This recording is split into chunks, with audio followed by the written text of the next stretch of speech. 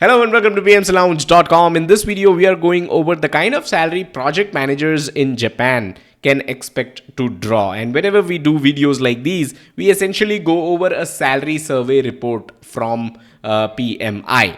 And no copyrights infringement intended, all copyrights acknowledged. We are just going over the numbers of Japan in this video, and this is a members only report, so I would highly urge you to get yourselves the PMI membership so that you get a horde of benefits in addition to access to reports like these. Now, why is going over reports like these important? Because if you are a project manager in Japan, or if you are someone who is looking to move to Japan, you should know what kind of education you need to have as a project manager to be able to make the most in that country, right? What kind of departments within certain organizations pay the most? What is the kind of industry that you can target to be able to make the most? What should be the size of the organization that you should aim to join to be able to make the most, right? Do you need a PMP? Do you need a 4-year degree, or do you need a PhD, right? What kind of education do you need to be able to make the most?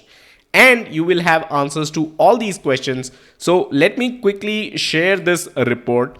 So here are the numbers from Japan, and we go over the median figures because median is closest to reality. Remember that the compensation, the numbers that you're seeing is in Japanese currency, that is Japanese yen. The salary, the expected salary, right? The yearly number is 8 million Japanese yen, and total compensation is 10 million Japanese yen. So obviously there are certain deductions, and that's how you get to the 8 million Japanese yen salary. Now, reported expected change in total compensation over the last 12 months and the next 12 months. So let's look at the last 12 months first. 53% people reported that their salary actually remained the same, which means if you are going to Japan, make sure that your salary increment expectations are in check. Japan is a country that suffers from very slow inflation, almost no inflation, right? So having salaries remain the same is actually not that bad. Then 10%, this is definitely bad. 10% people reported that their salary actually decreased, and 11% said that their salary increased by 1 to 2.9%. But how does the next 12 months look like? 48% people think that their salary is going to remain the same. And again, remember the point that I talked about, inflation, right? 13% people think that their salary is going to rise by 1 to 2.9%. 10% people are expecting a decrease in their salary in the next 12 months. Let's look at annualized salary by position description. The most salary is drawn by someone who is a portfolio manager, that is 10 million yen, and then someone who is a director of PMO is also drawing closer to 10 million. So that's the kind of positions that are getting paid the most. Project manager 1, project manager 2, project manager 3, and then the program manager, right? These are the numbers. Now, annualized salary by years of experience. As your work experience increase in the leftmost column, you're going to realize that your salary, median salary, is also rising. So this is pretty standard. Same goes with the annualized salary by years worked in project management. So as your number of years worked in project management increases, your median salary is also rising here. All right, so annualized salary by highest formal education level obtained. And this is the point that I was talking about earlier, right? What is the kind of education you should have to be able to make the most if you are going to Japan?